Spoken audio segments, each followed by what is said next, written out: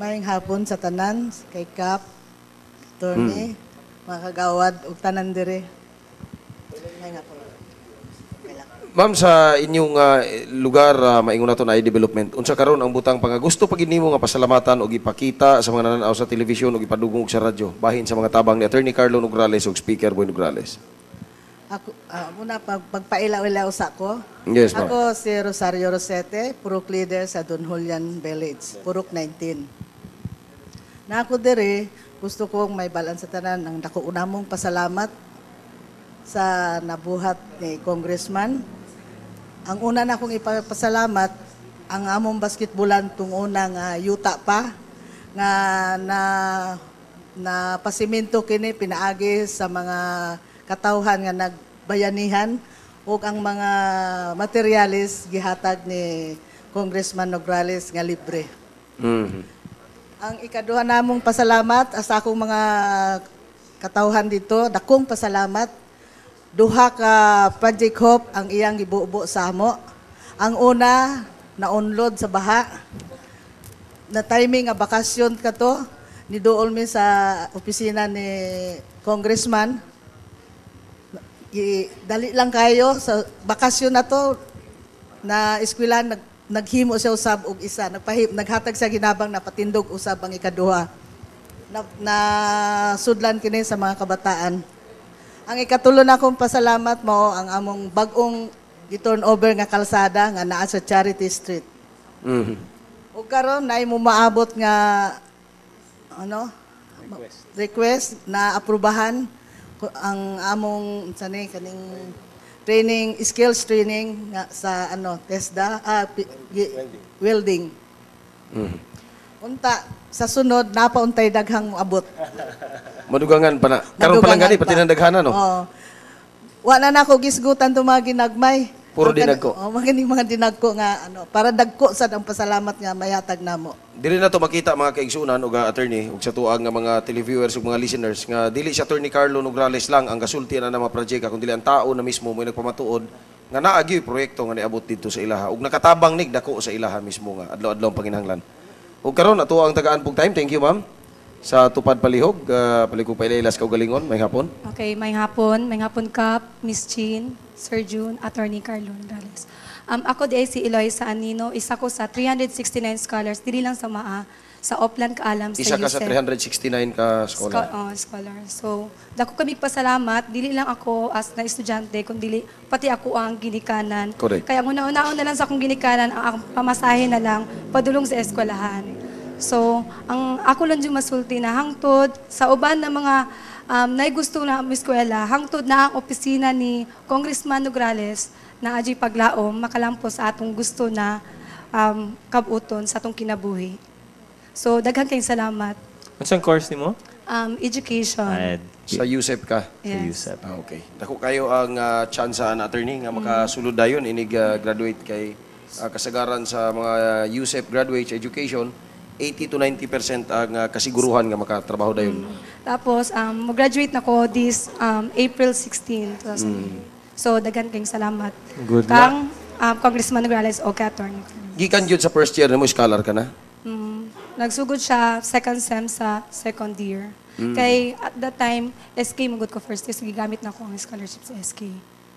Tapos, then nagkuhan ko na, i-avail ang... Natapos na sa SK, dito na tapos siya sa SK, ni-avail. so sa scholarship na gihatag ni Congressman Nograles. So dako kayo nga tabang attorney no tungod kay tulo ka tuig og tunga nahulog bali ang natabang adto mismo sa imong pag-eskwela. 369 ang mga scholars nato karon sa Maalang. Maa pa lang na siya. Pero kung atong iphon ang tanan-tanan, naa na to sa active karon 4,200 ka scholars. Pero wala pa nato na appeal dira ang mga ni-graduate na, katong nakatapos na, katong mga active pa lang to, ang ongoing pa lang ang scholarship. Okay, so kaning mga naa pa karon no sa eskwelahan ka tungha pagpadayon. So unsay final words na to kay Attorney Carlo Nograles? Muna to, pasalamat jud ko og dako sa programa na ilang gihatag para sa amua, mga less fortunate na mga para sa kuha na estudyante. So, daghan jud kayong salamat. Isa pa yan. Thank you. Ug sa tupad palihog atong Gikan sa college course, padulong ta padulong karon sa vocational. vocational course. O kini sa mga naka-avail sa katong gitawag nato nga programa nga gihatod na mismo sa barangay attorney ang libreng training. Mayong udto? Maing udto, Sir Aljo, Attorney Carlo Nograles. Palihog ko pailaylas ko galingon. Usbon ko, ako day si Ricky Baral. Nagpasalamat ko kay Attorney Carlo o kay Punong Barangay Honorable Lorito Arlaod Jr. o sa akong mga kagawad Baldonado, kagawad Cal, sa iska chairman o kauban ako diri sa barangay.